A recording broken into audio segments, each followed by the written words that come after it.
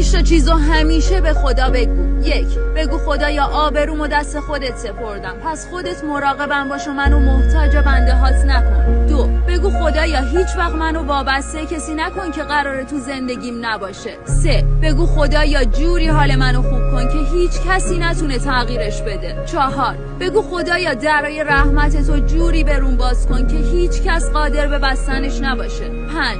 بگو خدایا جوری دیگرانو خوشبخت کن که خوشبختی ما رو فراموش کنن. هیچ وقت از انرژی شکرگزاری غافل نباش. برای همه نعمتایی که خدا بهت داده همیشه با عشق بگو خدایا شکرت.